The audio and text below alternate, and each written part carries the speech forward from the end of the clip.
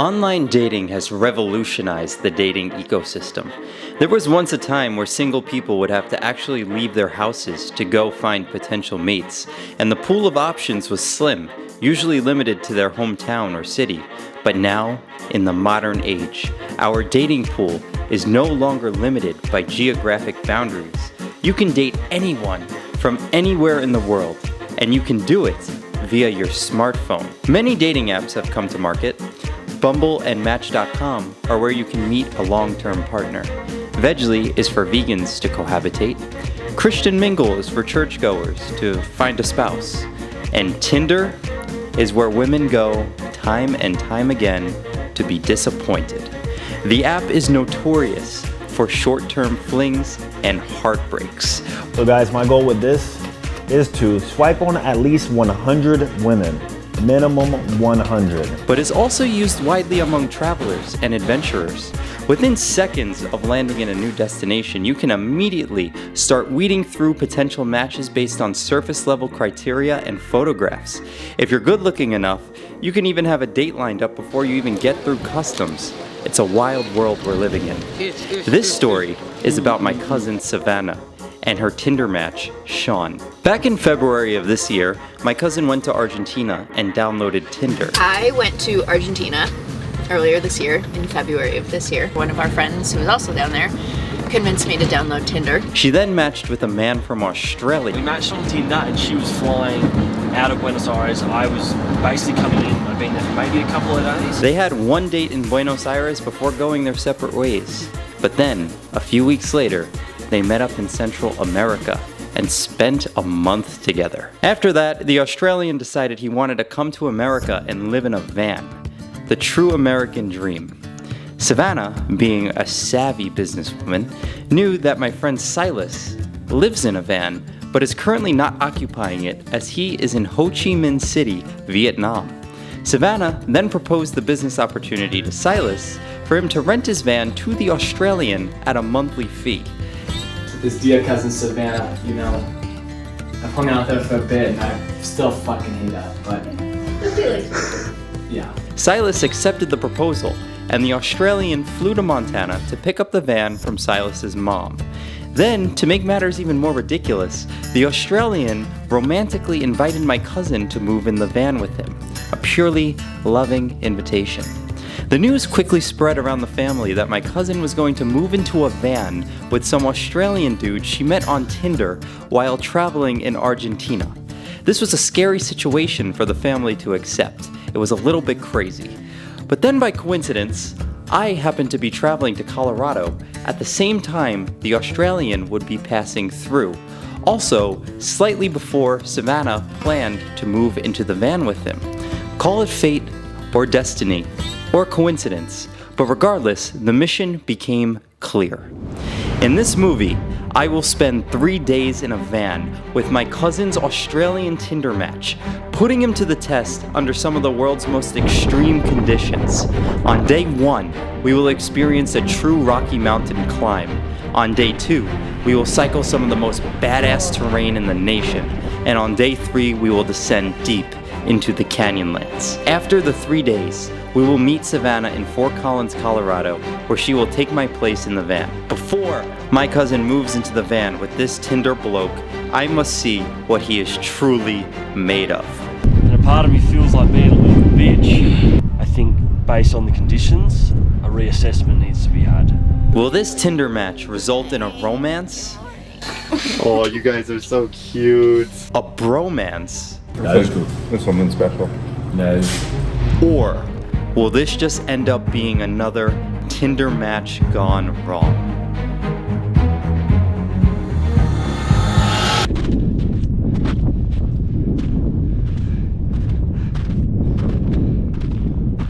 One slip and you're fucked.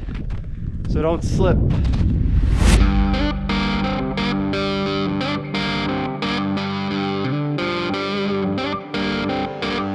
Okay, 3, 2, 1, here we go. Guys, welcome back to the channel. We have an absolutely crazy video today. My Uber is gonna be here in about 30 seconds, so I'm gonna make this brief. I am headed to Denver, Colorado right now. I have a direct flight from New York to Denver. There are several funny things about this video. Number one, we are going to be going from here, sea level, to 14,300 feet within about 30 hours. This is a very rapid ascent and could pose some hilarious health issues. As you guys will see soon, my Uber just got here and we are meeting the Australian. Should I sit in the front or the back? Whatever you like. I'll sit up front. Yeah, you got here in 1 minute. Yeah. Oh, good job. Look at that traffic. Unbelievable. You know the dating website Tinder? Tinder, yes. My cousin Savannah, she's a girl. She's in Argentina. Okay. In South America. And she's on Tinder, you know, she's out having a good time, you know, trying to meet someone, I guess. And she matches with an Australian guy. They met up in El Salvador and they spent like a month together. So, you know, I think they started to catch feelings. Of course, 1 month. Oh, I mean 1 month, I think. Yeah, everybody goes like this way. Yeah, the Australian wanted to come to the US to live in a van. You know that's popular nowadays, right? People, they live in a van, they go around. Around, yeah. So now, this dude, Sean, Fun. the Australian, is gonna pick me up from the airport and I'm going to stay in the van with him for 3 days. Good, man. It's maybe a lot of fun. And this is some good moment for you. Yeah. Somebody living in Australia, somebody living like Argentina, and after, you know, it's good.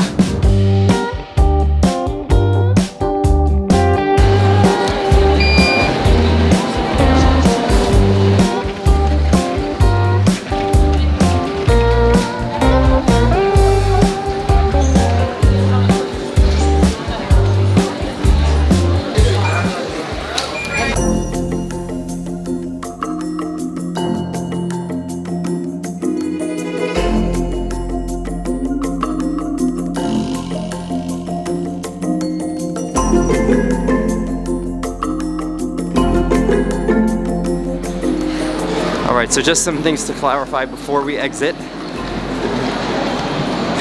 How do I even put this? So I am about to meet up with the Australian. I have never met the Australian. The other thing is he's in my friend's van. Now, while it's my first time meeting Sean, this is far from my first time sleeping in that very van.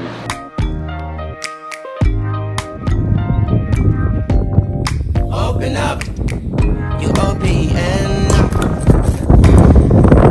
Hi everyone, welcome to another episode of Vegan Fairy Tales. Today we're going to be looking at the self-supported van that my friend Silas lives in. Hello, hello. On up here. Oh, just changing. A little bit messy, you know. This is amazing. This is quite the setup. It's the humble abode. Just Excellent. cleaned the solar panels today. You have solar panels? Yeah, solar panels charge the battery. Battery runs the lights and fans in the furnace. So you're completely self-sufficient? Other than the gas station and propane, yes. Wow. There she is. That's her.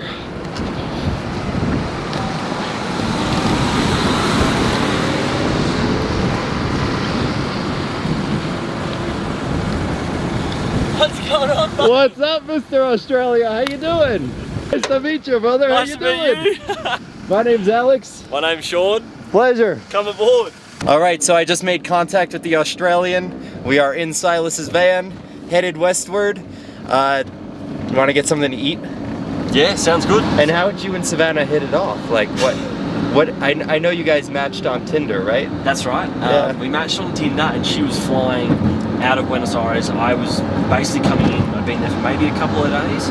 And she said to me, hey, I'm going to be 20 minutes max walking around the streets, then I've got to head to the airport. And I was like, well, we can have a chat for 20 minutes. I can walk alongside you if that's cool with you. And she's like, yeah, I'm open to that.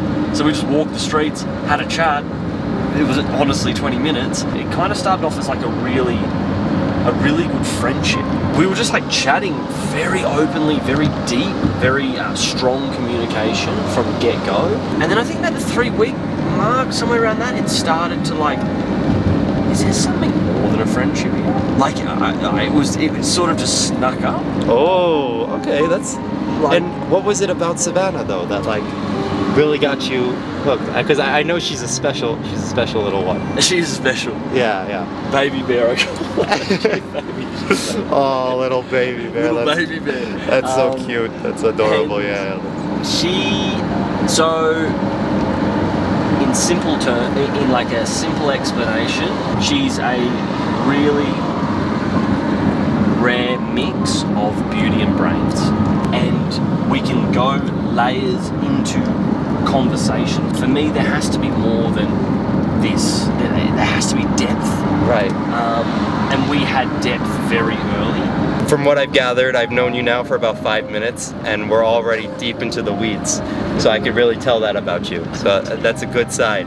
Cool, man. So now we're headed to Boulder, my old stomping grounds. This is where I went to university, so we're gonna have a good time. Wow, being back just feels so good. There are the flat irons. A couple of things that we didn't consider first. Landing the plane in Denver was so turbulent. I'm like still nauseous from it. This wind is brutal, and it's probably not gonna be better when we go another 10,000 feet up. Also, there's a lot of snow up there. We saw the peaks, right? Yeah. We just got to my university, my old stomping grounds. We're gonna go for a quick trot, loosen up the legs, get them ready for tomorrow, undo all that travel. This is where they do the football games. Are we talking soccer? Probably football, bro. No, American football. This is the Buffalo. This is the school mascot. And the boys started to become friends. Oh, it's a lot of wind. Woo! That's a lot of wind, baby. Let's go up this way. Wow! That wind on a mountain peak will blow you over. Just finished up our first Colorado run of the weekend. That was 4 miles. And now we are going to stretch out for a minute and grab some dinner. We'll see you at dinner.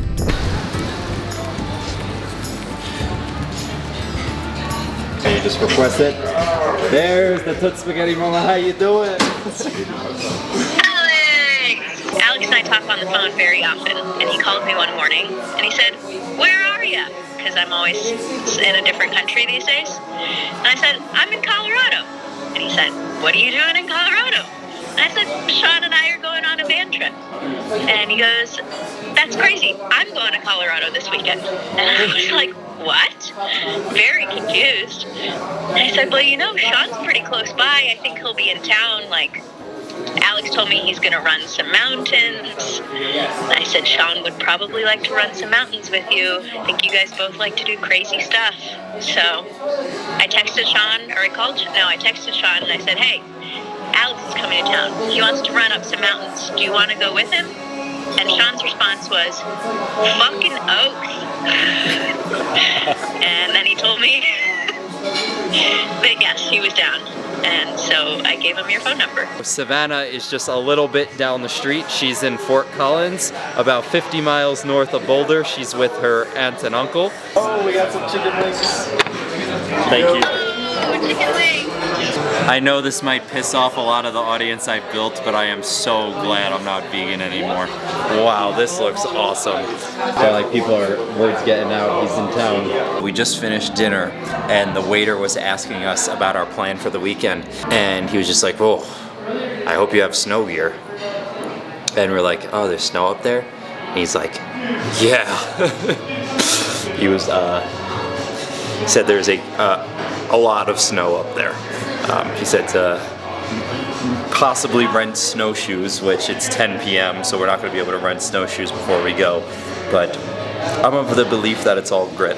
We'll see how it goes, especially with this wind too. The combination of the wind and the snow is going to be something. Sounds good. What the hell is that? It's a camera. Alrighty, time to begin a ridiculous drive. We got about, oh, there we go. We got about 3 hours on the GPS. Headed to the trailhead of Mount Harvard. Got some bear mace right here, just in case anyone messes with us or if a cop pulls us over. And we are good to go.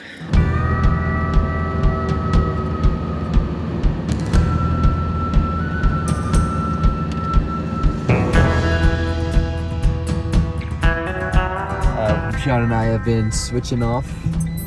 I think he's gathering up some snacks in the back, some Pop-Tarts. What you doing back there, buddy? Banana bread Pop-Tart and a banana. Ah, there we go.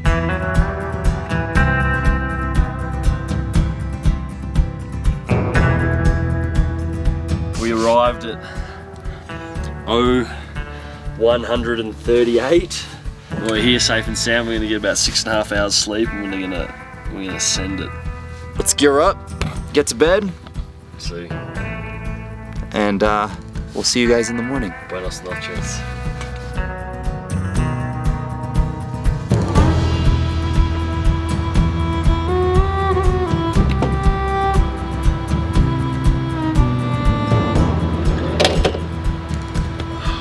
Good morning. How you doing, buddy? Good, good. You gonna go hit the loo? This is living, Barry. All right, Shawnee boy, how you feeling? Yeah, I'm feeling good. A couple hours sleep under the belt. I think I was a little too excited, to be honest with you, because I kept waking up every hour checking my phone, and the time that we said that we would sleep into, we didn't, and we got up about an hour before the time. So let's get into it. It is day 1 of Rocky Mountain Mischief. This is the van we slept in. It's freezing. You will see there is frost and snow all across the ground here, and we haven't even gotten up. Last night when we were driving here, it was pitch black, but you could still see the reflection of light on the peaks above that were covered in snow. So it's going to be a very, very challenging day as we attempt this. Today we are doing a double summit. We're going to summit 2 peaks today. We're going to go Mount Harvard first. It's the 3rd tallest peak in Colorado, topping out at 14,422 feet. Then we are going to follow the ridge down and back up to the summit of Mount Columbia, which sits at 14,075 feet. Between the 2 peaks is a ridge about 3 miles long, big drops on both sides, so we're gonna have to play it very carefully. I have a little bit of a history on this mountain. The first time I attempted Mount Harvard, I didn't successfully summit. It was in 2018, so 6 years ago. I got here in the afternoon and I started the hike way too late. I had class or something like that. I hiked up, got above tree line, got to about where I thought I could make out the summit, but the sun had set. It was completely pitch black, and then it started snowing. And I completely lost the trail just because it was covered with snow. I had no footprints to follow. I couldn't see anything from my light because there was just snow coming down. And it was a very brutal descent to try to figure out how to get back to the path and eventually get back down the mountain. That stuck with me, and I said that I would come back and successfully summit Mount Harvard, which a year later I did. I came with 2 buddies. We ran down Mount Harvard without an issue. Very challenging, but we were able to do it. We had the fitness, we had the equipment, we started at the right time. It was all good. But I remember being at the top of Mount Harvard, looking down in the distance and seeing Mount Columbia, and thinking, you know, one day I'm gonna come back and do the double. You know, we're gonna go up Mount Harvard and back to Columbia, do the 2 summits. And I'm just excited that today is the day we're going to attempt it. Sean's over there pooping, and yeah, that's it. Let's get started. Something in your mouth. I don't know if you do or it doesn't matter. For me, I like a little bit of minty. Which is pressure. Makes you feel like this weird thing in my head when I clean my teeth. I've woken up. Okay. So like it's just a mental thing. That's right. Back home, they call me the cook. Cook? The cook. I am the cook. Now today, we're not gonna slack on the spread, because of the calories that are going to be burned. We're going to go all out. Lots of juicy bits. That is gold. Energy depletion is not something we'll be facing today. Not with the cook. Not with the cook. Alright, and right there, stop. I'm going to do yellow. All right, we are officially on the trailhead. Let the games begin, baby. The idea is just gonna be to plow through the initial part to get above tree line as quick as possible. For those who don't know, the trees stop growing at 12,000 feet in altitude. That's a footprint. That ain't a person footprint. There's no human footprints. I think we are breaking this peak in for the season. Careful, buddy. Maybe drift left, hang left.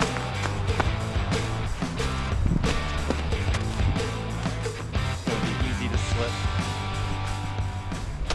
Always make sure you got a foothold. All right, so Sean picked these up. They're like little cleats that are gonna dig into the snow and ice, give us a little bit more grip as we go forward, because the snow is actually getting pretty severe early on.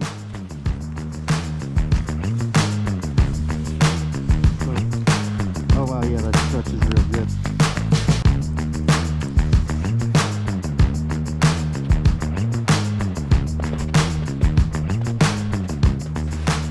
Keep your core steady. Don't worry, if you fall, one of these trees is going to stop you.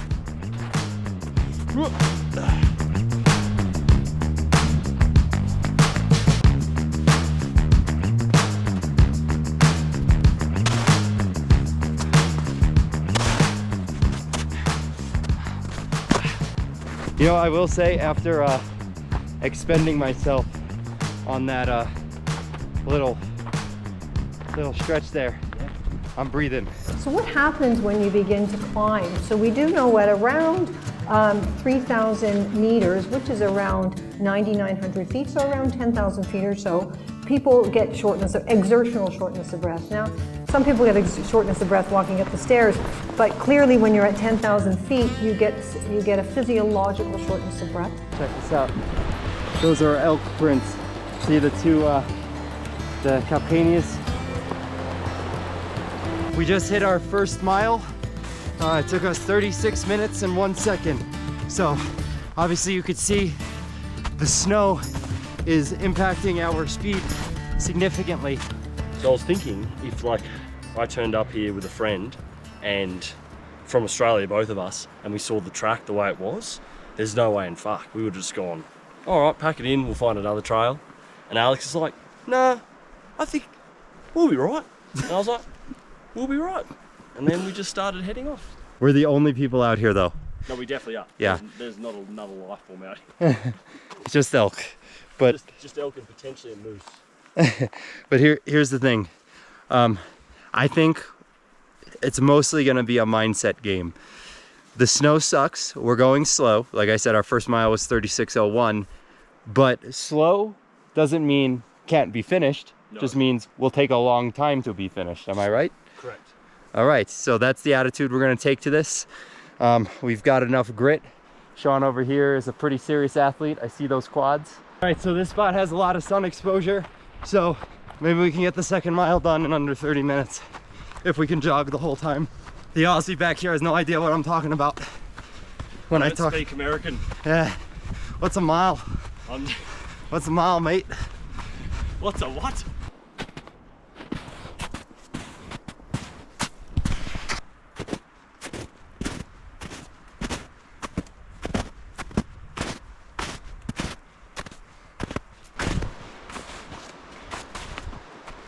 All right, we just hit mile 2, 31 minutes, 42 seconds. So about 4.5 minutes faster or so than the first mile, but still a pretty slow pace.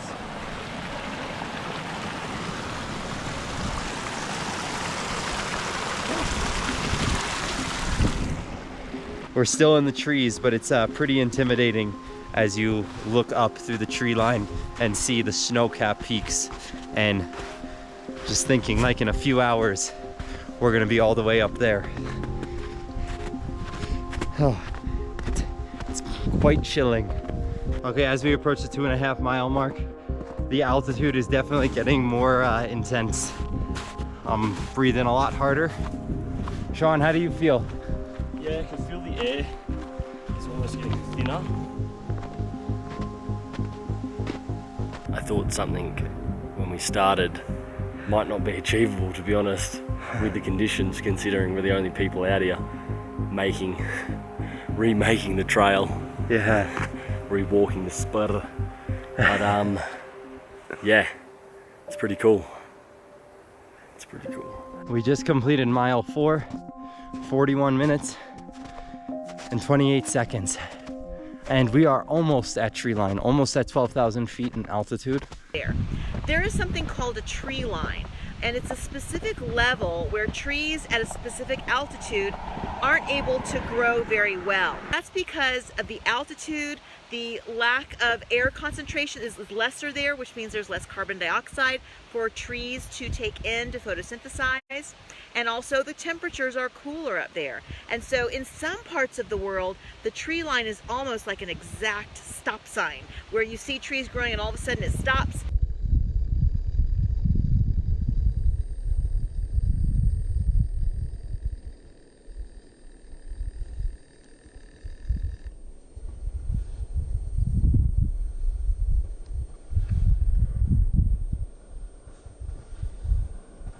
Our summit, we still can't even see yet. It is way over this. So we have to traverse this little ridge here first before we can even look at our summit.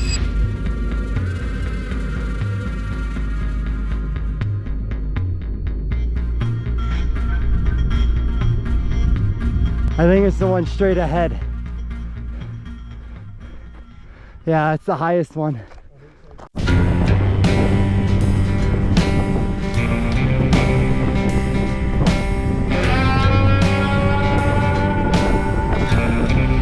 Took a second to breathe.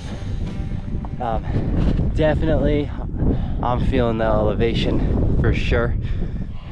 Not in a bad way, but it's like an awareness, something I have to be mindful of. I have to control my breathing. Now we hear that there's not oxygen at altitude, right? You all heard that.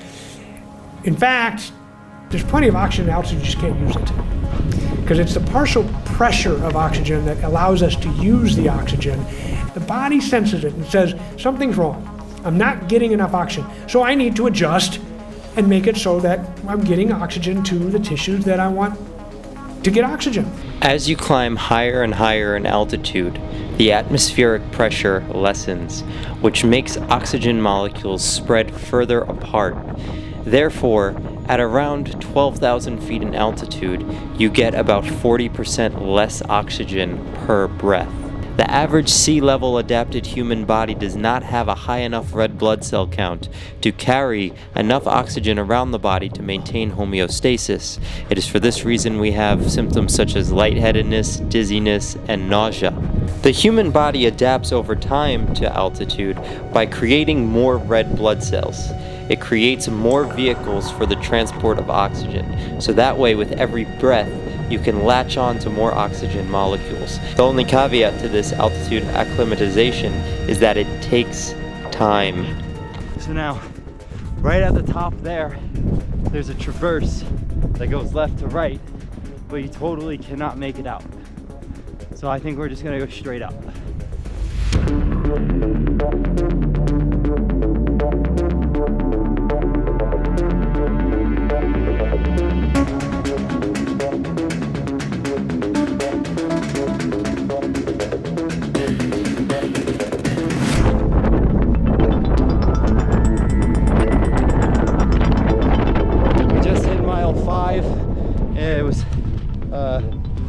Mile 5 was like 42 minutes. And in order to acclimatize to high altitude, we need time. This cannot be rushed. And that's the mistake that we get into, is we want to get up there to altitude quickly. And then when we get up to altitude, we want to do the fun things at altitude. Ski, or all the variety of different activities we can do at altitude. True acclimatization probably takes months, but you can start to really acclimatize in 4 to 7 days. And in Colorado, we had 57 peaks that go over 14,000 feet. 57 14ers. And they're great to get up there and hike on, but it's a mistake to go from sea level to 14,000 feet and try to exert yourself. It just is. All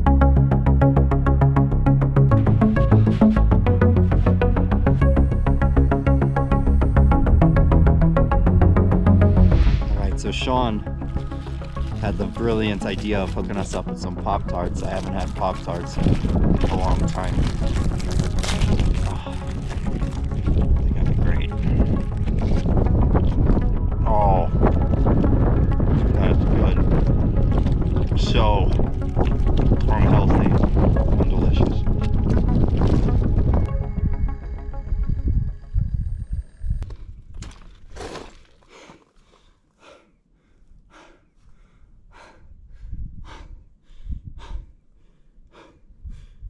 If you're at a high altitude and the air pressure is very low, then you have to put a lot of energy into breathing air into your lungs to get an equivalent amount of oxygen into your lungs and then into the bloodstream. You actually have to put a lot more effort into breathing air into your lungs. You have to really exert a lot of force. You have to get the diaphragm, those intercostal muscles working really hard. You might even find that your shoulders are lifting with each breath, because you really have to generate a lot of force to get enough air and oxygen into your lungs.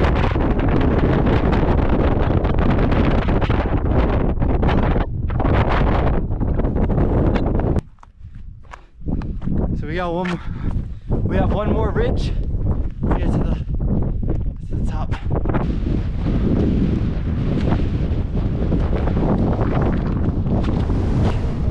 I think based on the conditions, a reassessment needs to be had. That's all I'm thinking. I'm with you, like I'm in the fight with you all day, but I also know up that ridge something happens, and something happens to you, and there's no satellite phone or whatever. It's gonna be a fucking tough slog back home in the snow. Yeah. That's all I'm thinking. It's conditions. We got here, we saw the conditions. Most people, and by most I mean everyone, literally. Everyone. It's Memorial Day fucking weekend. Not one Aussie, American, New Zealander.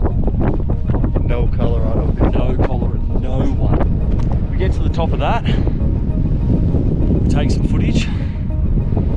And a part of me feels like being a little bitch. Twin Peaks might be a little difficult with, and by might be extremely difficult with snow on the fucking ridge.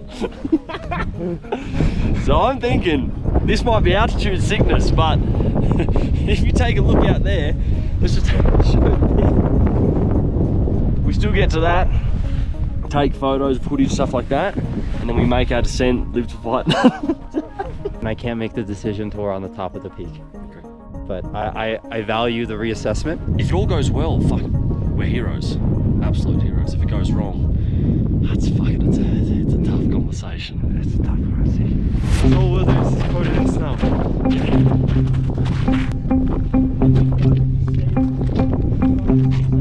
If I was a few years younger, I would have done this. I would have said, no, not giving up. I don't care if it's dark. I don't care about anything, but oh my gosh. I have a wife to think about. I can't be stupid.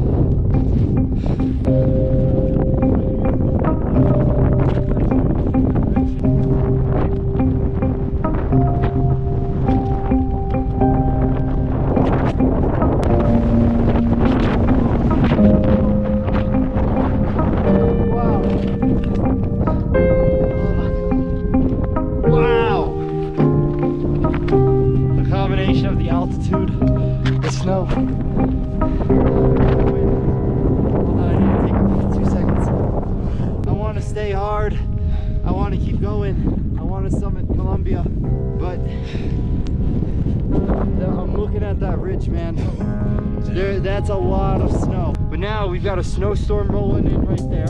Yeah. We've got clouds moving in. Yeah, and like you said, bro, somebody just fell off a mountain like last week doing the same shit. And he was highly skilled too. Was he? Space Academy. No, he was. We got him. Let's go. There's a snowstorm rolling in, and if we get caught in a cloud up there, that's it. We're in deep trouble. We won't be able to see anything coming down.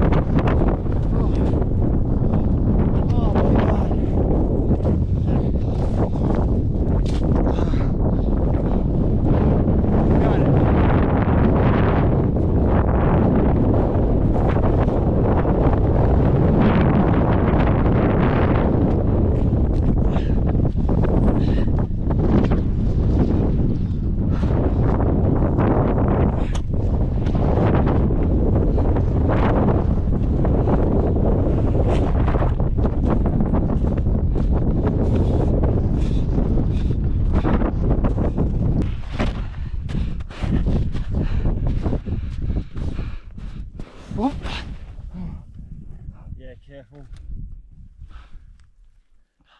Yeah. Oh, this is brutal. My man, I think we get to this peak here, and we. Where's this? Yeah. This is getting deep. Let's keep going. I just stick into the rocks. Yeah, stick to the rocks. So, the way the altitude feels, it's like every movement requires what feels like 5 times more effort than it would at home. Like every step I have to really like prepare for. And when you live here in Colorado, it's not bad, but I haven't been at altitude like this in 5 years, so going from 0 to 14K was like, it was crazy.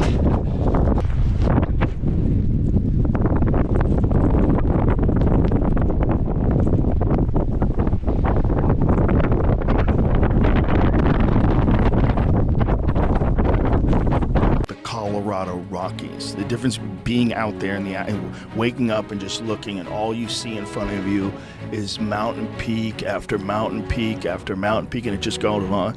That is a different feeling. That's the real feeling. And that feeling is, I think that feeling is like a thing we're supposed to get. I think that's supposed to be, it's Primal. part. Yes, I think it's a part of our requirements of being a human being, that we connect with the earth, that the earth sees us, we see it, we're out there in it, and we realize our actual place. We get all cocky in a fucking Uber in New York City, getting out, buying a slice, but when you go out in the world, you feel so vulnerable. You go out into the woods, you feel so minuscule and but connected. Ugh.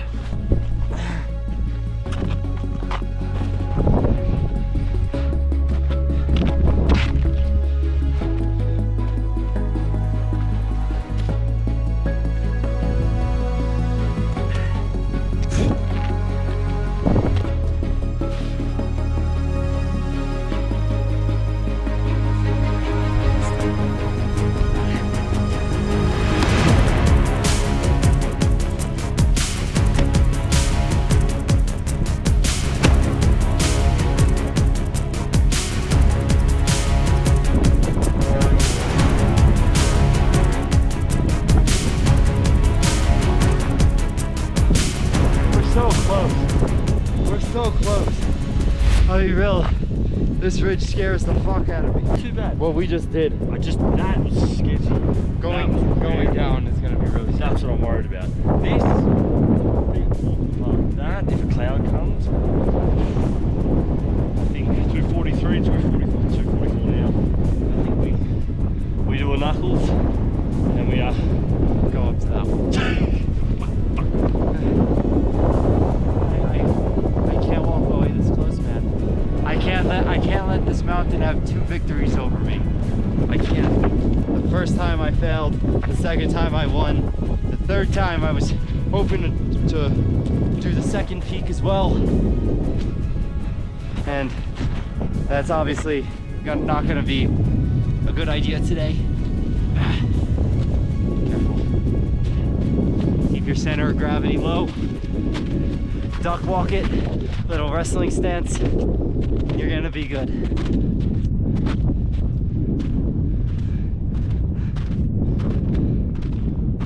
One slip and you're fucked. So don't slip. Okay? Please.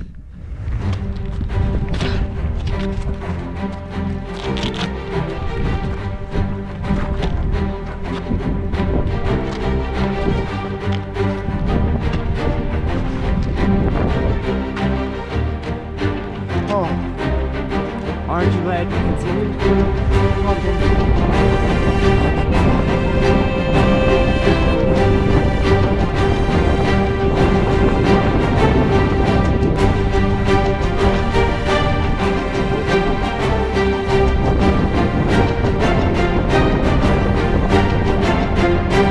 No, I can't even look. I'm like nauseated just looking.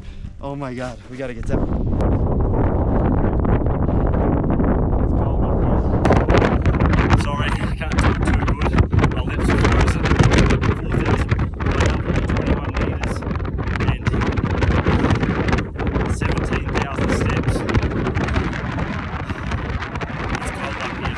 you're closer to the edge. Like if we went over that where you're standing, like if we continued straight this way, would we be able to reach that summit or no way? No chance. Nah, it's like the rocks. See this edge? There's like an edge like that on that side. That's like that. It's like a spine. Okay. And there's a there's a nasty drop on the back end of that. You know, I honestly like think where I'm now, this rock is not 100% stable. well, you know, we came up the wrong way, I think. I don't think this is the right way. Okay. No, it's not. Hey, there's no way this is the correct way. The correct way, I was on the other side. Okay. We just can't fucking find the trail because of all the snow. Yeah. We got to get down. I'm not gonna lie, I like the way we came up though. Like I'm keen to head that way back. Yeah. Yeah, okay, cool. All right. This right here is the summit of Mount Harvard. We made it to there, so right next to the summit, and then deemed it too dangerous and decided to turn back. What I think we did, I think the trail to get up to the summit goes this way, goes along that ridge line and then goes up. But we obviously went the wrong way because everything's covered in snow. So we made the wise choice to turn back and not kill ourselves today. All right, shall we continue onward? Claro. Of course. We need to get home and warm our feet up because, as you can see, we're not in correct hiking snow gear. These are Challenger 7 Hockers, and they are Speed Goat Hockers. Big shout out to Hocker. They're actually not too bad in, I don't know, how warm do you think it is currently? It's cold. Yeah, it's cold. I don't speak Celsius. I'll see. A couple of degrees, maybe, I don't know. There's a couple of degrees. All right, y'all, let's go. We went here. The summit is here. We were that close. You're that close.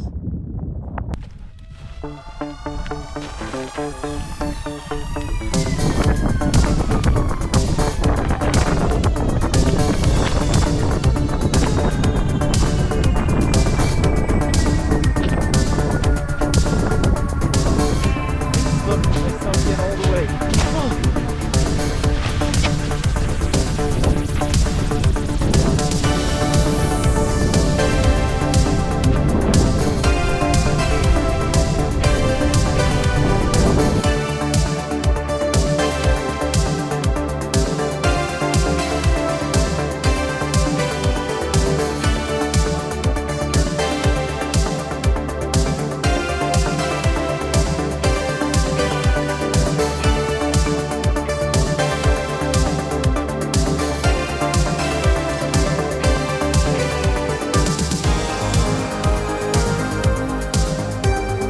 A fair bit of friendship is, in fact, the engagement in shared activity. And so the more profound the activity, at least in principle, then perhaps the more profound the friendship. Certainly the people whose friendships I would regard as most crucial to me are people with whom I'm involved in complex and difficult endeavors. There are things that we are doing together that we both regard as of crucial importance. This was not the day for this. This was not the time to try this. Oh my god. It's been real simple to follow the trail because we're just following our footsteps. We're the only human footprints out on the mountain, so we're just following the same exact path we took up to the T. We're both. I have a bad headache right now, like a boom, boom, boom, boom, just from the altitude. Sean, how is your head feeling? I know you were similar. It's definitely, I can feel it. I don't think it's too bad, but I notice that it just feels foggy, like it feels not its normal self. So I think maybe a small bit of altitude disruption. We are almost done, gradually making our way. My head now is throbbing. I feel the full effect of the altitude. All right, no joke, the morale is low. We're still going, but the altitude sickness is becoming real. I'm feeling a little bit wheezy, but we're hanging in there. We know we have a little bit left to go, so we're not gonna quit now. Anyway, man, I think we pushed it just the right amount. Like, we hit the wall with about 3 miles to go. We were both like pretty sick, headaches, but we were able to push through. Like, imagine if we had done not only Harvard but Columbia too, we would have still been up on the ridge right now. Yeah. We would have still been up there. Yeah, we wouldn't even started our descent. And with all that snow, that would have been just like a death-defying mission. That would not have been smart. I'm like glad I was able to put my ego on hold for like our safety. Everyone was right. Everyone was telling us there's a ton of snow, and I was like, oh, we could do it anyway. And we got almost there. We got really far up. We went probably to 14,300 feet. Awesome hike. Mount Harvard now has 2 victories over me. So I'll be back. I'll be back to do the whole thing one day. Just stay tuned. But strip down, clean down, stretch down, and maybe find a hot chocolate. Hot chocolate? My feet are completely soaked.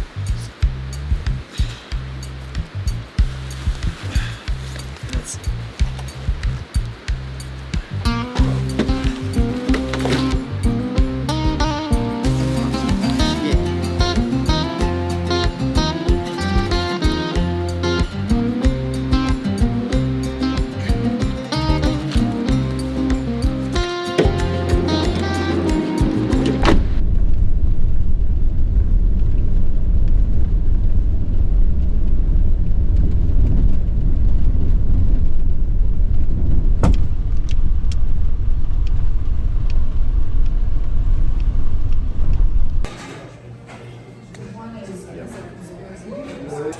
It is cracking. We just stopped at a Mexican restaurant in Buena Vista. We're fueling up. Sean is on the phone with Savannah right now. Lovebirds. Alex said as we're halfway. As we're halfway along the journey. I ordered a fried ice cream. This is pretty big fried ice cream. Butter pecan.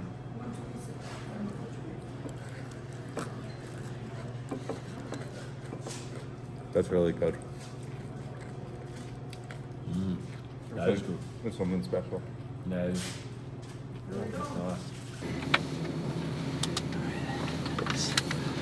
Put up bed. Alright.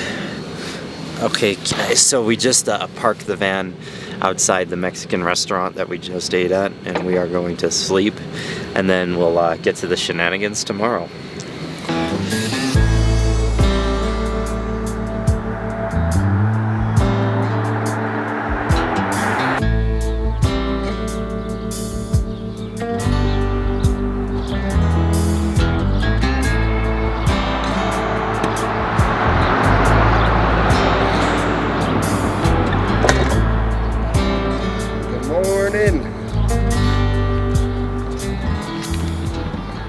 How you doing? Good morning.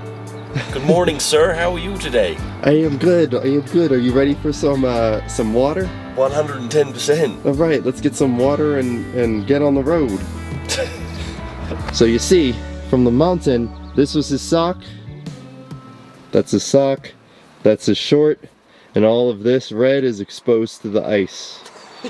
And I definitely I don't think it's the sun, because it wasn't that hot, and I've been in the sun for the last couple of months traveling, so just going in and out of the ice from like ankle deep ice to thigh deep ice, rubbing through and pulling your leg in and out, it's created ice burn, which is so weird, and it stings more than sunburn.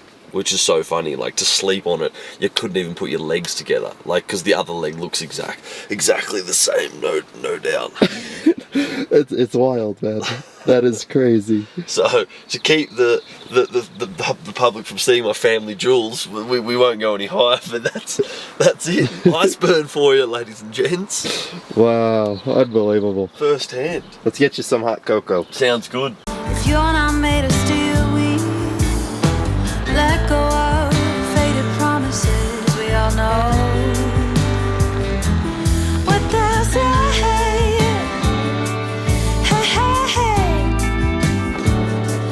She was a stupid girl anyway. All right, ladies and gentlemen, welcome back to the van. We just stopped at Brown Dog Coffee, one of my favorite coffee shops in Colorado.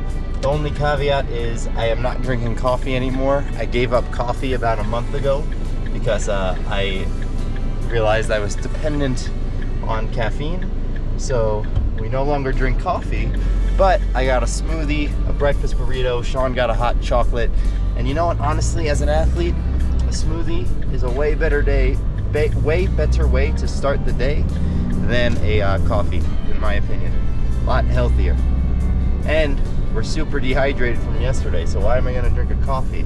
To be having water, fruit, stuff like that, you know? And anyway, we are off. We got a 3-hour drive to Durango, Colorado. Good morning to y'all. Got my Brown Dog coffee here that Alex got me this morning. Delicious, thank you. I had a couple extra minutes of snooze, which was most appreciated. A lot of this adventure has been reminiscing on like my past too. I feel like we've done a lot of that. You know, you live in a place for 5 years. And it's nice to have something, someone reminiscing, I think, as well, with someone experiencing this for the first time. So Savannah, are you excited for the van life? Yeah. I'm interested to test it out and see how it goes. Yes. Like yesterday, I promise you, in my head, Alex and I, there was a section there where we were battling demons, and we were just dead silent. None of us wanted to talk. None of us wanted to say anything, and we were just quiet.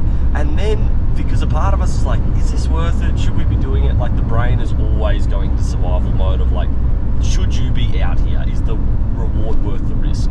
And I think naturally you want to fight, like you want to go, yep, stuff this turn around.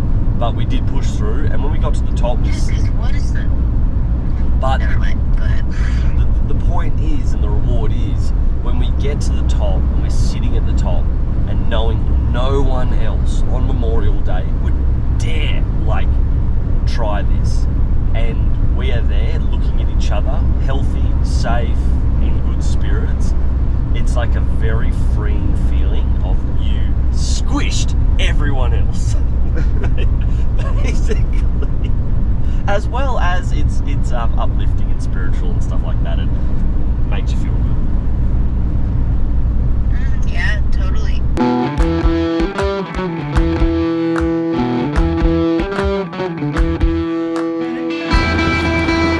Alright, ladies and gentlemen, we just stopped to get some gas.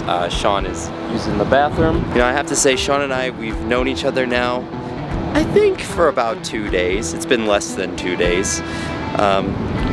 But we've gotten into the weeds, man. This is some really intense bonding time. When you go to war with someone the way we did on that mountain yesterday, you come out of it with a new appreciation. Typically what I've experienced in life is it doesn't really matter how long you know someone, it's what you go through with someone. And when you go through something like climbing a mountain in the snow like we did yesterday, and then long road trip, you form a bond very quickly. And I can say that so far, Sean is a great guy, and I think we're gonna be really good friends for the future. Alright, what we got here, Sean? We got some oats, whole grain, which we're gonna slap on the stove, mix in some blueberries, some salt, and 2 scoops of protein powder. Bob's your uncle.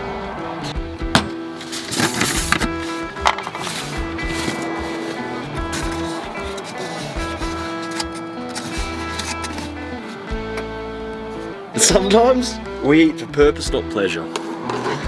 That's okay, and other times we eat for pleasure, but if you eat for pleasure too much, too often than not, in the pleasure you will find discomforts at some stage.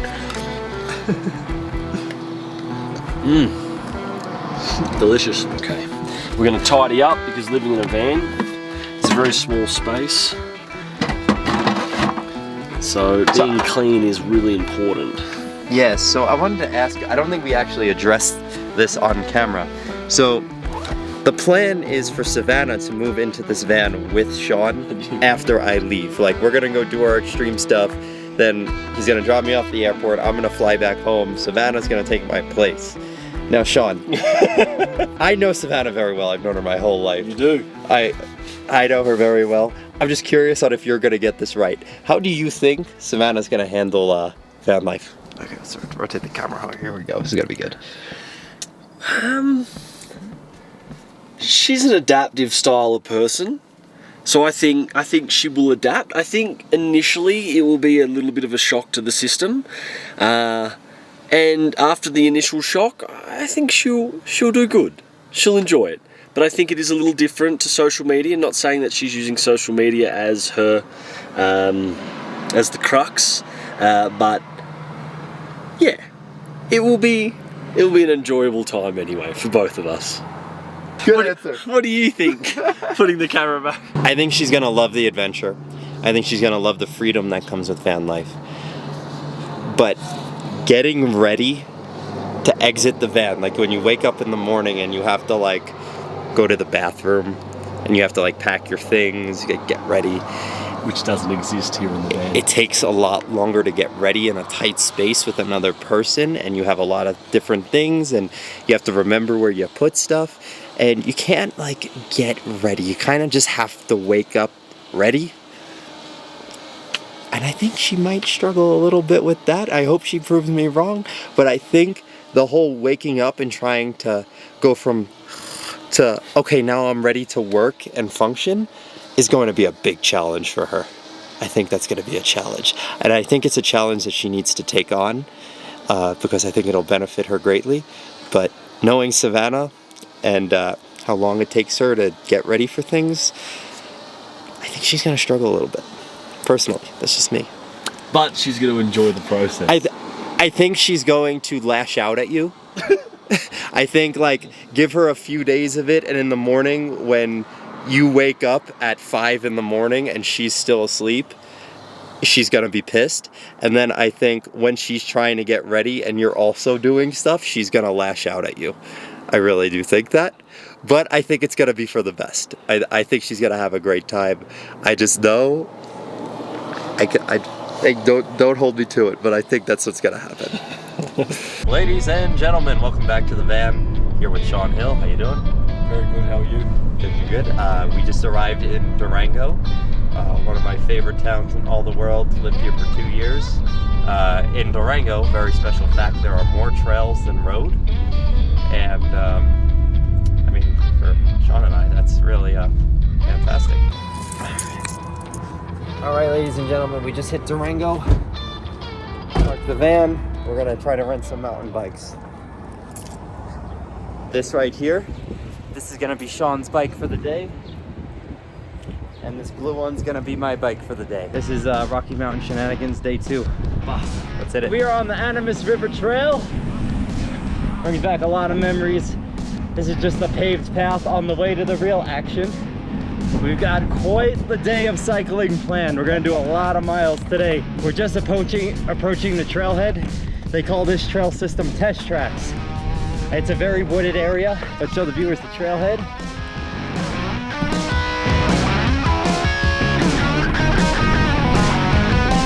Backbrake's always been on my left.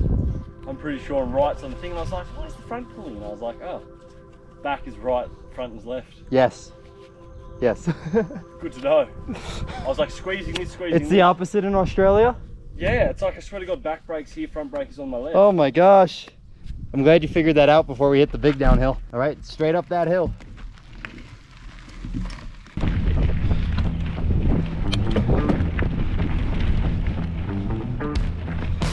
Whoa. Whoa.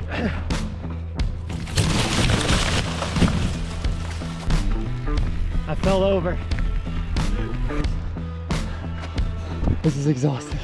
My breathing's always way better than this. What's the elevation? We're at about like 8,000 feet maybe. And I think these steep hills make you go anaerobic. It's like the equivalent of sprinting. Because you have to pedal so hard just to get up. Let's get it, baby. Seat goes straight up your clacker.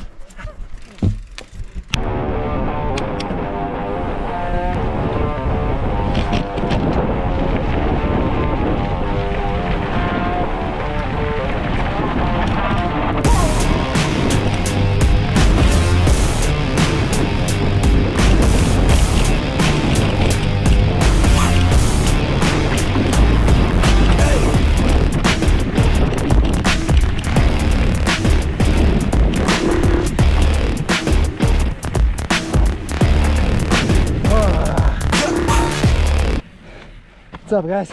How fun was that, bro? Dude. Where are you guys headed from here? We don't know. You want to follow us? I know where a nice little jump line is. Jump line? Yeah. You ready for a jump? I don't know if I'm ready for a jump, but I'll come with you. There's some uphill, kind of like the stuff to get to Star Wars, but Okay. yeah. Yeah, I'm with it. All right. Cool. We'll follow your guys' lead. Alex and Sean, by the way.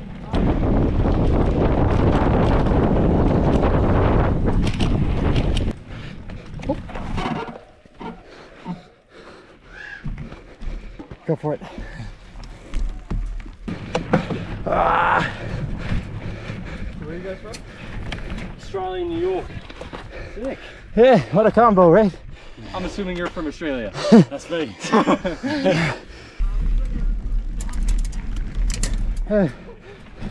Ah!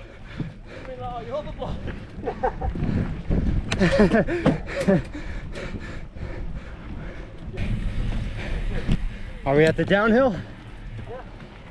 For real?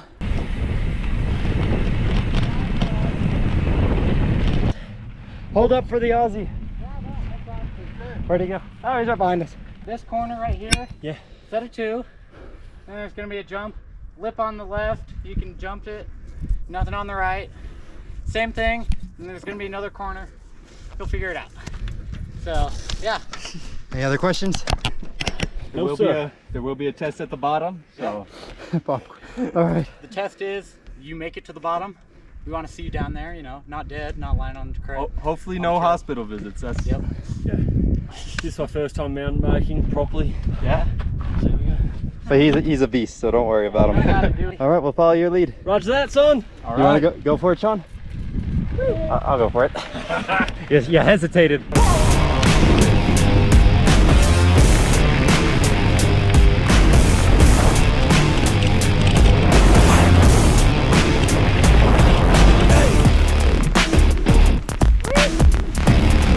Oh, baby.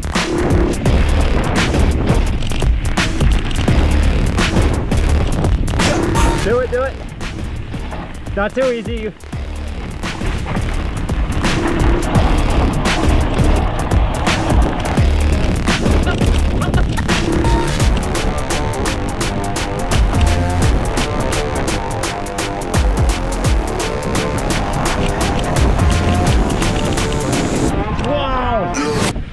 That was dope.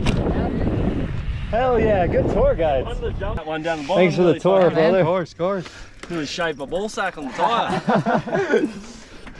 It's a rite of passage. Every mountain biker does it.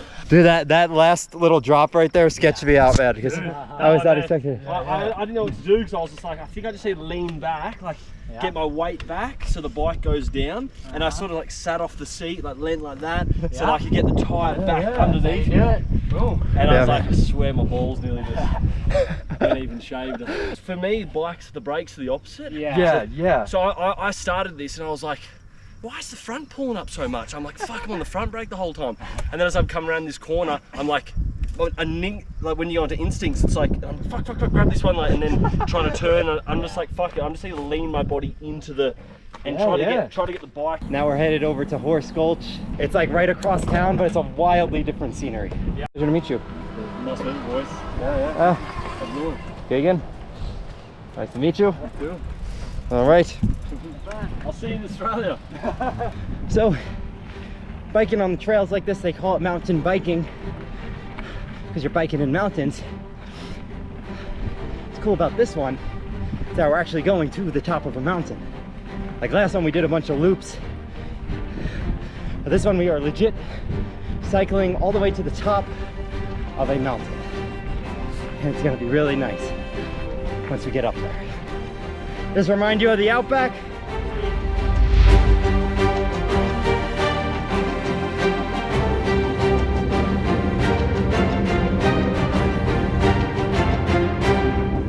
Our destination is up there. The first mile and a half or so are going to be just like this.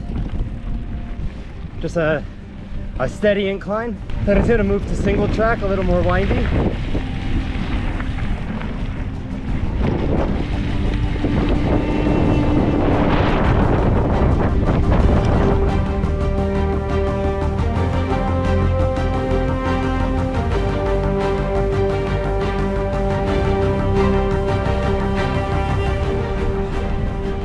A bit of uphill to do, but it's so steep it goes by pretty quick. Scenery is absolutely stunning. Sean and I working really hard, working together, kicking ass. It's one of my favorite trails.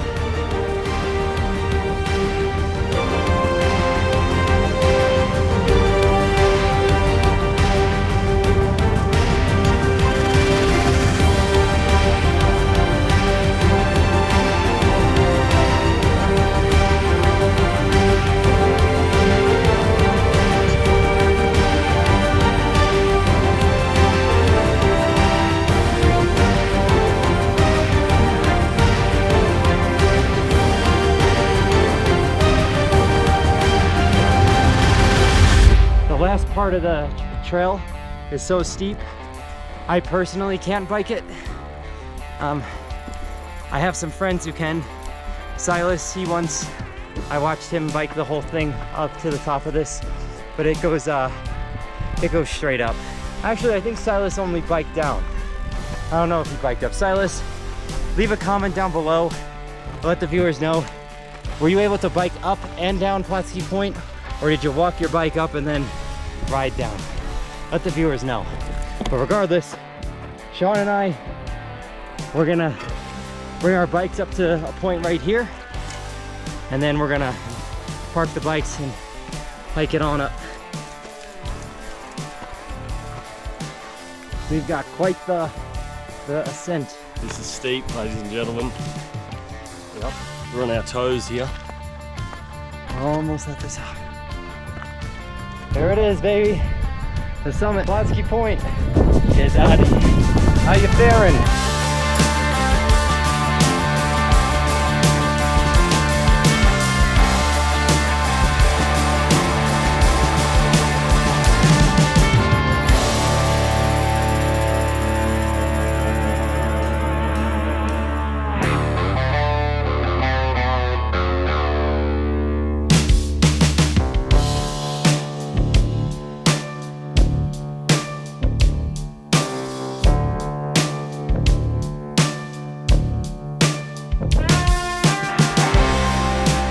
Alrighty, ladies and gentlemen, we are back down at the bikes.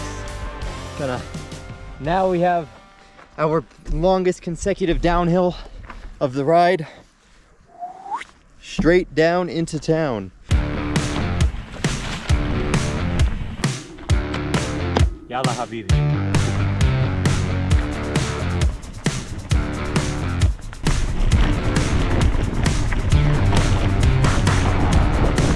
Go.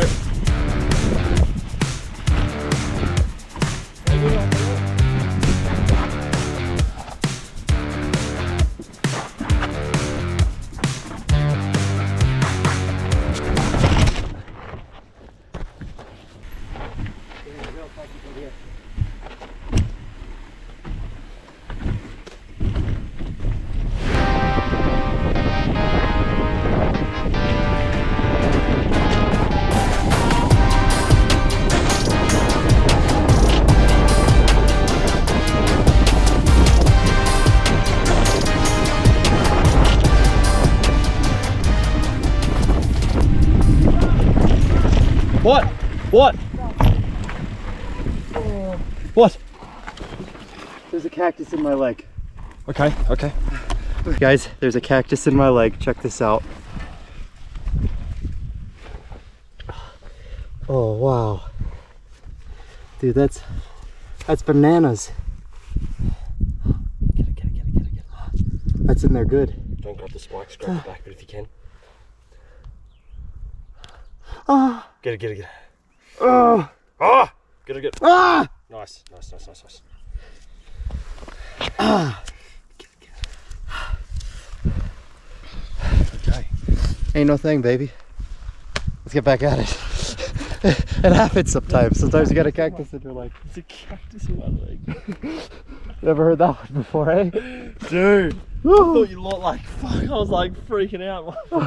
I've never felt a sensation like that. It just felt weird. Like it didn't hurt that bad, but imagine like you hit a plant and you just don't feel it come off. Yep. Are cacti poisonous? I don't believe so. Not from what I know. No.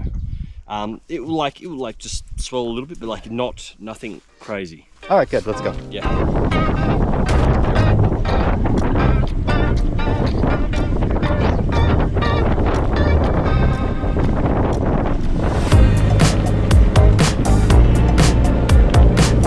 Alright, ladies and gentlemen, so the last trail of the day goes around my old college, the first college I went to, spent 2 years there. So we're gonna go check it out. We got a big hill and then some pretty epic scenery. Move your ass, soldier. You slow me down. I was built for this shit. And we are at Fort Lewis College. There's the clock tower. There it is, Crofton Hall, my freshman year dorms.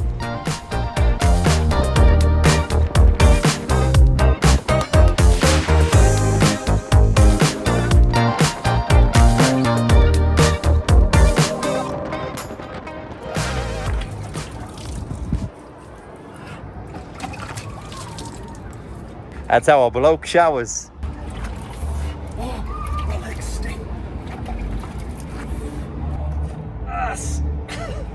Haas!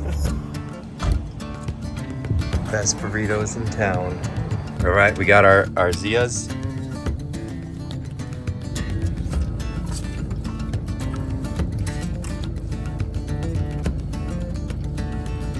So good. After burrito bowls, we would begin a 3.5-hour drive from Durango to Canyonlands National Park, right outside of Moab, Utah.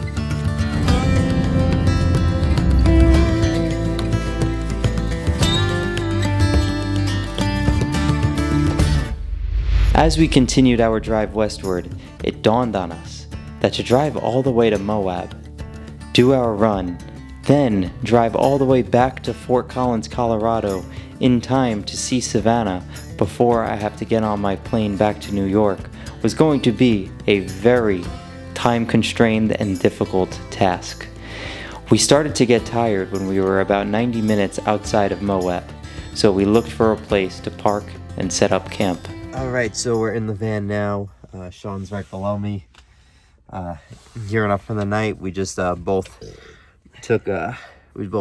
did some business behind the dumpster and brushed our teeth outside the van, and Sean was doing some research, and he's like, you realize the drive from Moab to Fort Collins is 8 hours, and we're already like halfway to Moab, and we just realized this. Dude, we're ridiculous. Dude, I just know Savannah's gonna be so pissed if I come all the way here and only hang out with you. I think we can get to Denver for enough time for like a breakfast. Okay. That should be our goal, was tell Savannah to meet in Denver for breakfast. Do you think so? We meet in Denver like Monday morning?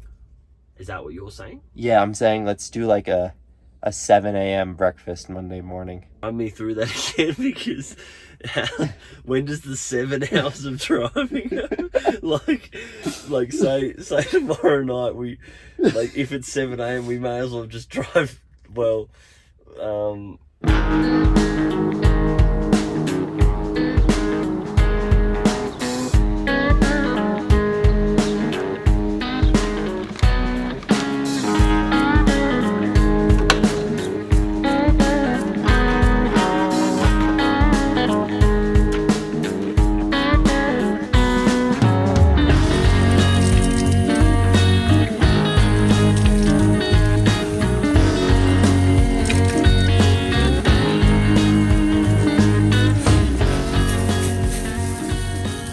We just camped out at this little grocery store here. We got some items. Now we're gonna make some breakfast.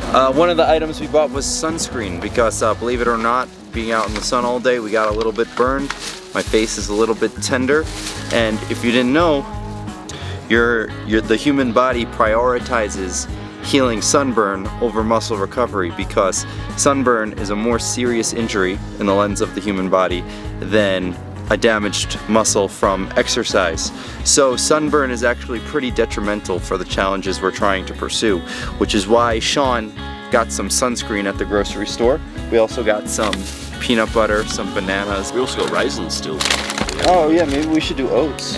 We should do oats. Let's do oats. We could do breakfast at the airport. You have to hold this down for an abnormally long period of time. Just to get rolling. Yep. 1, 2, 3, 4, 5, 6, 7, 8, 9.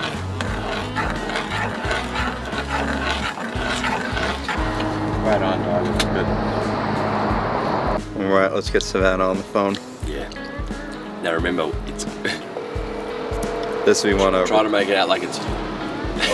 We're gonna try to make it out like it's her idea. Like, oh, so we thought like you love breakfast. And, Hey, what's up, Toot Spaghetti Mama? How you doing? Toot Spaghetti Mama, what's going on? I'm just waking up. What are you guys doing? Alright, so long story short, we're not going to make it back today. That's not how you say it. No, that's exactly how Alex would say it. Okay, what are you doing? I said to say it in a Sean way, which was like, so we're thinking, because you make it out Yeah, like... the Sean way is like 100 more words than you actually need. Yeah, and but... the Alex way is probably 50 less words than you need. But my way would have sounded like nice and like, it just would have like made it like a bit more beautiful. So here's the sitch. I'm thinking we meet in Denver for breakfast tomorrow. Yeah. Just for breakfast, because even like Fort Collins is way out of the way of yeah. from Moab to Denver. We did the logistics on it yesterday. We thought it was 5 hours, but it's like 7.5 hours. And to do the run today, to drive that tonight is just ludicrous, even for us.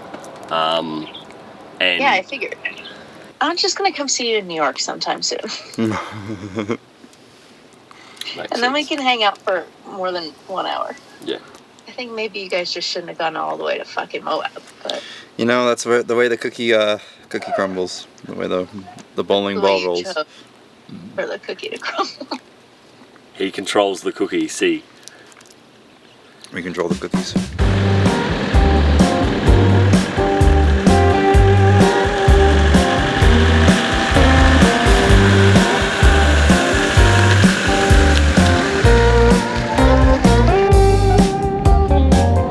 Boom, boom, there's a knock at the door, but don't freeze in your tracks.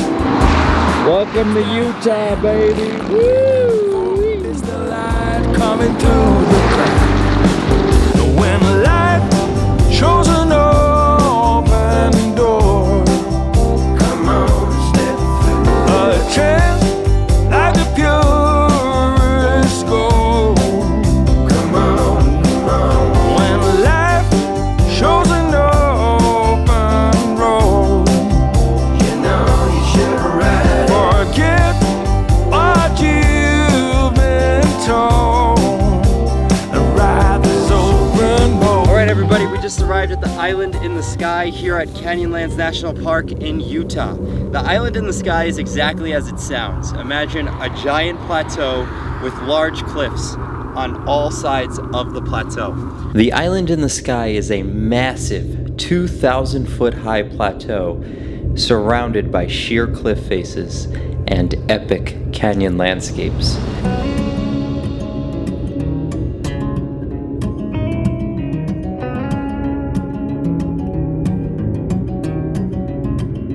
The island was formed by the Green River to the west and the Colorado River to the east. Today we are running the Lathrop Trail. The Lathrop Trail goes all the way down to the bottom of the Island in the Sky. So the trail will start across this prairie. It's 2.5 miles to the edge of the Island in the Sky. then it'll start winding down. Shenanigans day 3. One last roll. We have 2.5 miles to the canyon edge.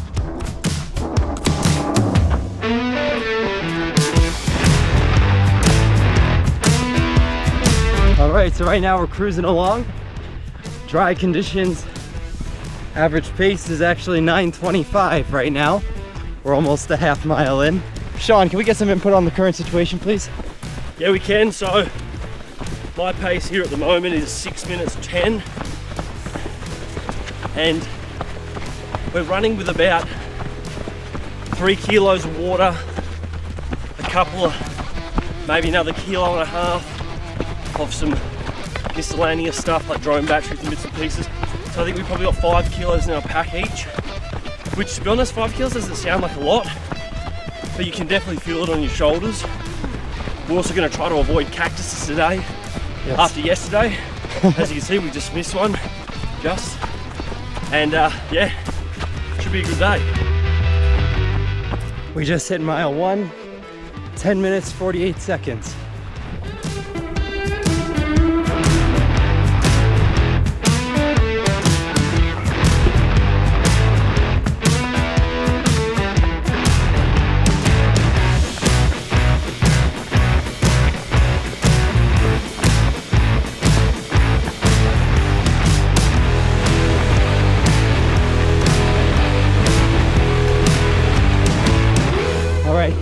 We are approaching the edge of the cliff. We are about 0.6 miles away from where it starts to drop. Off in the distance, you can see the mountains. The Colorado River is way, way down. So life is about to get really interesting. Take a look.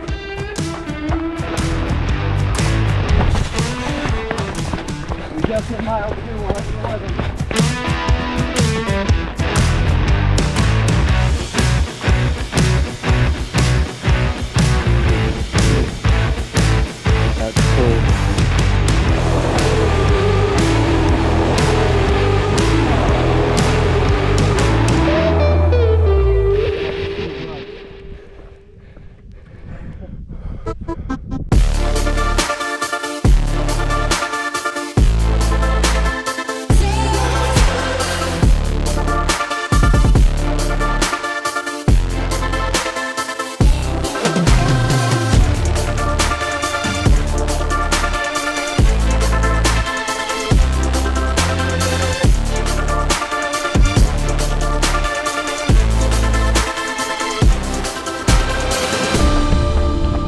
Just hit mile 3, 14 minutes, 15 seconds.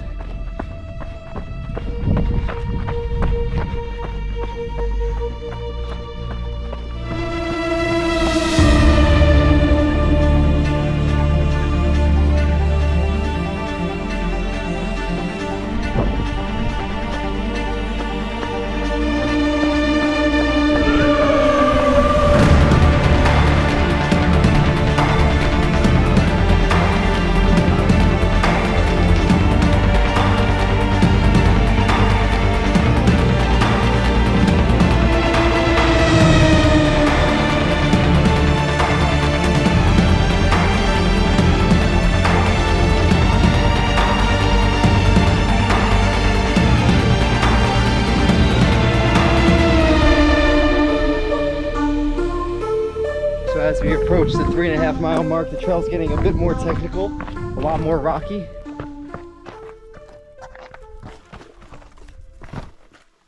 We're carefully and surely making our way down.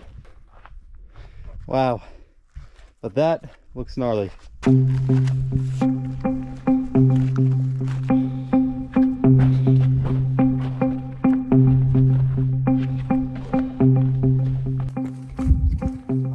I think words do this an injustice, to be honest with you.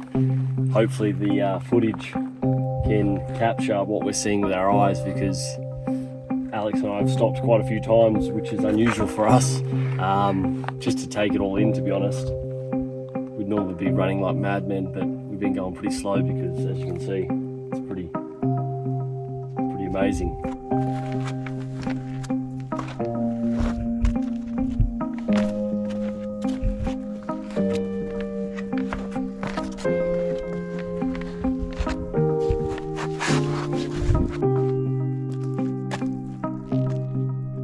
know that's the trail down there. You can see that. You can see the trail where it gets flat. I think it comes up. It looks like it comes underneath there, but.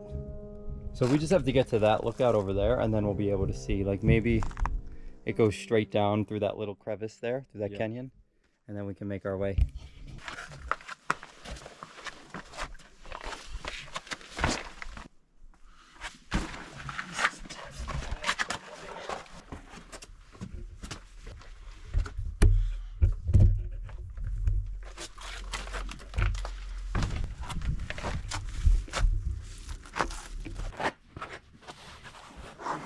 It just became clear to Sean and I that we took the wrong trail, or this isn't a trail.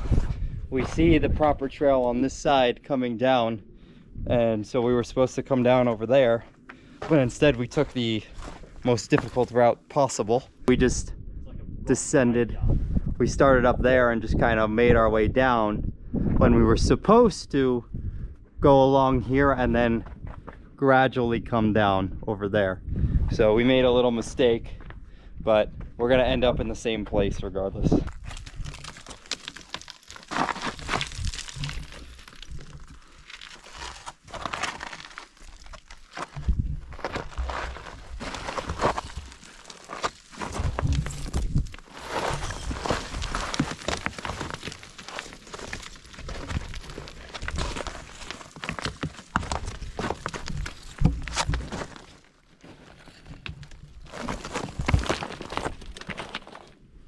Especially if this isn't a trail, there could be a rattlesnake or a scorpion under any of these rocks, so just be mindful. Don't stick your hand in any crevice you can't see. We must have to go this way. We just hit mile 4. It was 42 minutes and 45 seconds, so significantly slower than the first 3 miles. But that was to be expected. We had a gnarly descent. Look how much elevation we dropped. It's insane. Yeah, remember when I said we were back on course? Or not? Completely lost. Hello. Are you going back up? Yeah. You know the valley just here? Yeah. We came straight down there. Really? And we realised we were not on the trail. I lost the trail a few times. It was tough. And then we just like went like rock climbed straight down to like back here. And then we started following the trail and we realized this is the trail back up. Yeah. So how do we get down? If you stay here, you just have to be careful about the trail markers. There's a lot of places where you think you're on the trail and it's not. I was going around the rim a few times because I couldn't find the switchback. I finally found the trail going off the side, so it's easy to get lost. What we should also figure out is what time we need to turn around to like be back. Yes, I agree. Because we don't want to be like stuck out here. No. It's already 3:30. I think latest we can turn around is 5. Okay. We just hit mile 5, 22 minutes, 57 seconds.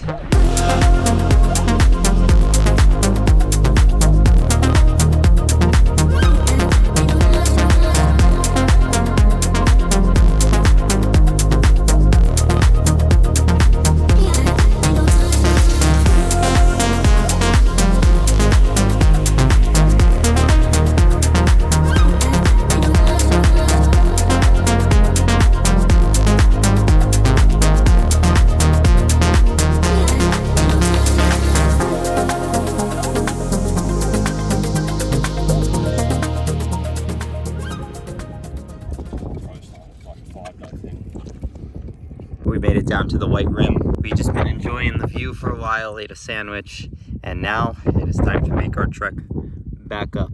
You know, in the canyons, a lot of people get into trouble because unlike a mountain, in the canyons, you have to go down first. So a lot of people tend to get overconfident in their abilities going down the canyon, and then they can't quite make it back up the canyon. Luckily for Sean and I, we are experienced, we know what we're doing, and we've got plenty of glucose, glycogen in the good old legs to get us back up. Alright, so a little update. We've just crossed the halfway mark of the first trail. Here's our trail, baby. I don't know if you can see it. We gotta watch out. These are big cactus spikes. So right now where we're walking, this is a dried up river, which is pretty interesting. On the topography map, it shows this is a river. Just hit mile 7, 20 minutes and 51 seconds. And we just hit mile 8. Total was 21 minutes, 15 seconds. We got a little bit of blood dripping from the old nose. Happens. Probably due to all the dry air. We are making our way up. We've gained a lot of elevation over the past mile. I mean, you could just see the fall behind me. We were all the way down there.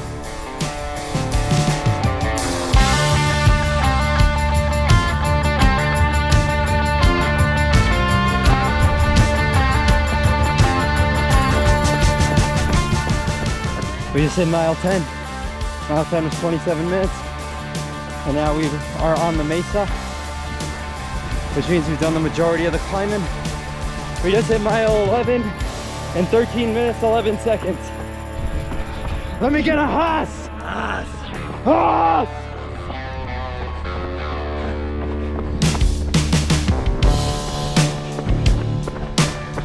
I live in this shit.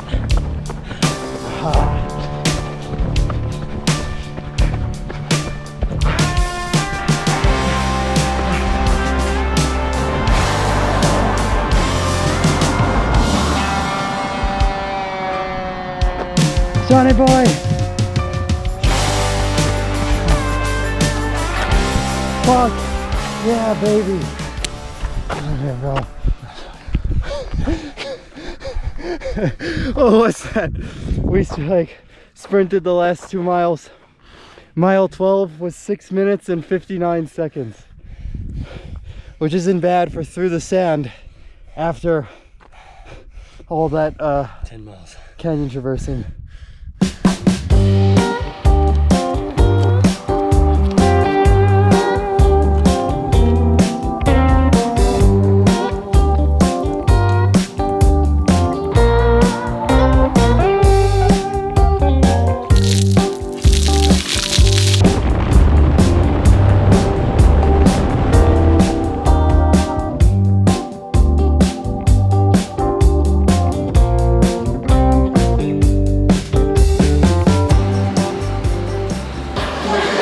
So the situation now, ladies and gentlemen, we're gonna order some Mexican food and then we have to really decide what we're doing about this drive home. So it is 8:49 p.m. To get to Heather and Mike's house, where Savannah is currently staying in Fort Collins, it's about a 7.5 hour drive, and I have to be at the airport tomorrow at 10 a.m. So we've got quite the itinerary ahead of us, ladies and gentlemen. All right. How are you? Good, and you? Thank you so much. Sparkling, beautiful.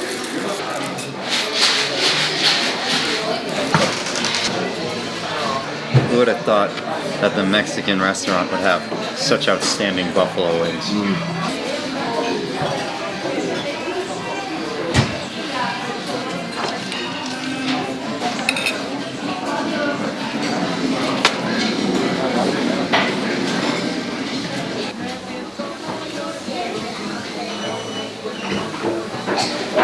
There's the thumbnail. All right, yeah, we got a little situation in the back here. Yeah. We won't go into detail. Yeah. We have a situation. It's a situation. Yeah, maybe a little bit of a situation. Dump it.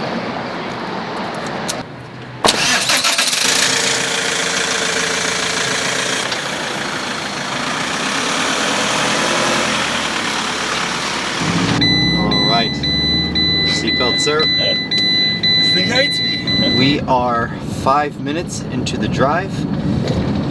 Feeling good so far. I'm not too sleepy. I was a little bit worried about the food coma, but I'm feeling good. We're just gonna push through to Fort Collins, surprise Savannah. We told Savannah this morning that we were not gonna come see her, so we're going to just surprise her and wake her up real early in the morning. Sounds interesting. I know, if there's one thing I know about Savannah, is that she loves when you barge in her place of rest. Yes. Very early in the morning. Yes. And wake her up unexpectedly. Well, she loves that. With a camera in her face. Yeah. Yeah, she loves when you do that. Loves surprises. Really loves that. And over to the road. You guys see what we're working with?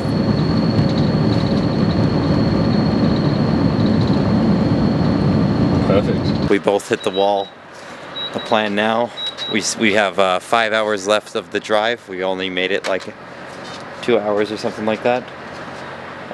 So we're fueling up. We're gonna park the van over at this gas station and then get some shut-eye. We're gonna try to wake up at like 3 or 4 o'clock and book it to Fort Collins so we can surprise Savannah.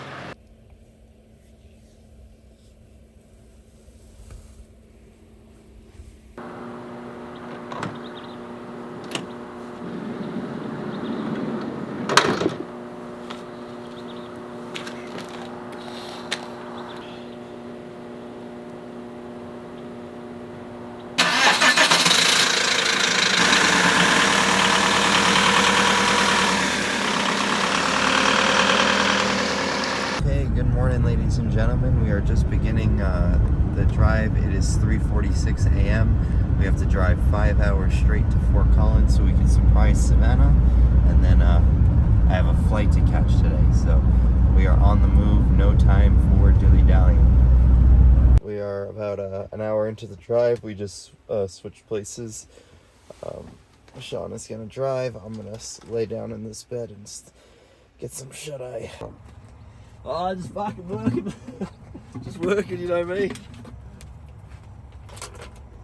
No rest for the wicked. I had no problem sleeping while you were driving, bro. I could tell. Oh my you god. were out cold. I was out cold.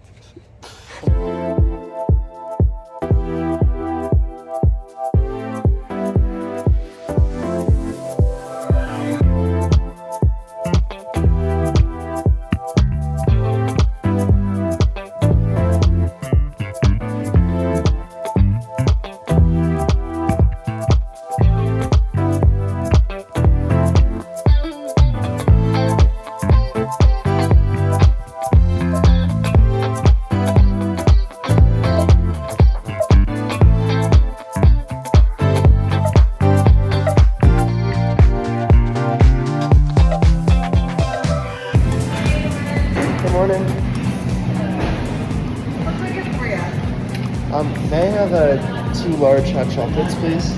The hard part's done. We got through the early morning dark shift. We just stopped for some Starbucks hot chocolate. You know, normally I would come here and get coffee, but you know, today marks 1 month no coffee for me. Nice. Yeah. And when I drink this hot chocolate, it reminds me of like fun childhood memories and like pure bliss. And the thought of coffee just reminds me of like problems, bad clients, just like try to stay awake. Stress. Yeah. Hot chocolate is just joy. This is just pure joy. Well said, brother. All right, let's drive. We got an hour and 12 minutes left on the clock. See? I can't believe we're actually going for it. We wouldn't be who we are if we didn't do extreme things, so we decided, you know what, it can be done, and it's going to be done. I don't think we covered this on camera. Why do you call Savannah Baby Bear? There's 2 stories to this.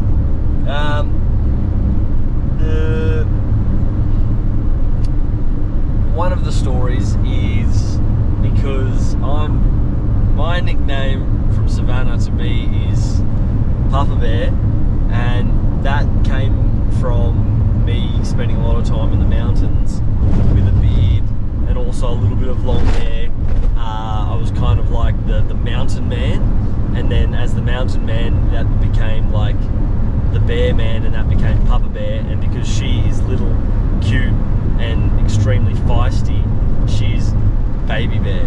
So that's basically like kind of 2 stories in one. But that's the viewer's story, which we'll stick with for now. There is another one which is slightly a little bit cheekier, but we might leave that for another day. So that's the story I'm sticking with. The viewers, they're really curious because Tinder is notorious for short-term casual hookups, flings. But this seems to be a little bit more than that, and I think the viewers by this point are rooting for you. So can you tell us, is this developing into something like real and substantial? I'd say so, yeah. I'd say it's probably real and substantial now. Would you say that after 3 days of me meeting your cousin through Tinder and basically you being an extension of Tinder, would you say that this is just superficial or something more?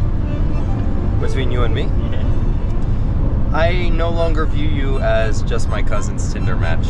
You are now a brother, a friend, and regardless of how things go with Savannah, because I know she can be a lot, regardless of how things go with Savannah, I see us being friends for a long time. That's good. That's a good answer. All right, ladies and gentlemen, the time has come. We are just pulling up at Savannah's, or I should say at her Aunt Heather and Uncle Mike's house. Let's roll.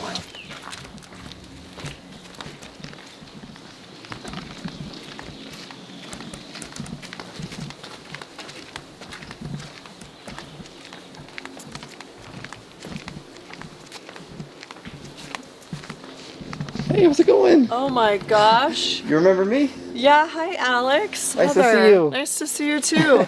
You guys are in town. You just We rolled made up. it. We survived. Yeah, you can go like surprise her. She's sleeping still. You're gonna video the whole thing? She's sleeping. Yeah, she's in the little old lady camper.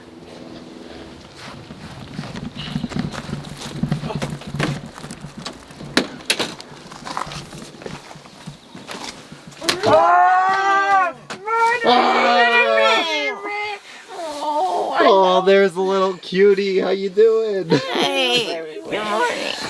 Oh, you guys are so cute. Oh, who's a little baby bear? Who's a little baby bear? Who's a little baby bear? Little baby bear. Sleeps in You guys are so annoying. We've been up since 3:30 in the morning to come here. Why? Both taking turns, nearly crashed on the highway, but that's alright. Don't do that. We drove over a ladder that was on the highway at like 120 kilometers an hour. I don't know how fast that is. No, these are my pajamas. Alright, Alex, turn off the camera. Let me get up. What? What? Turn off the camera! What does that even mean? He doesn't understand, it doesn't compute. There is everywhere. I'm not getting out of bed until you turn off the camera. Alright, let's go. Like him and I have been just popping off like left, right, and centre, like the whole time in the van. Like it's been living in a van in small quarters. Like we have been like going off. Do you have the windows down now, you know, just to air it out? I've got the ventilation. Yeah, we have the ventilation. It's really hard to go in the van sometimes. But for energy, we just needed fast-acting carbs the whole time, and very little protein and fat, which I don't know for a long period of time in digestion. I don't know how that goes, but We do know how it goes. We experienced it. What do you mean? We were there. Yeah. So No bagel for you. No, thank you. Because he's had no more carbs. You want a bagel? Okay. You want everything or? Alex thinks you're going to enjoy van life after we spent 3 days ago. He's like, Savannah's really going to enjoy this. And then You think I'm gonna like it? No, it's For real? I had help and John and Mary. No, for real. Me. I'm gonna like it. Let's hear that again. Demo figured out. The guy I know what I like. I know what I don't like. So we got time then. I don't like suffering. She likes cheese. But She likes I'll to let move. you guys suffer as much as you want. I'm pretty cool about it, I think. I introduced you guys. Yeah, she did. She understood these two characters needed to come together. I don't need to do the things you do. I just have to understand you guys. You freaks. I think this was destined, man. This is true. I do think you guys were meant to be friends one way or the other.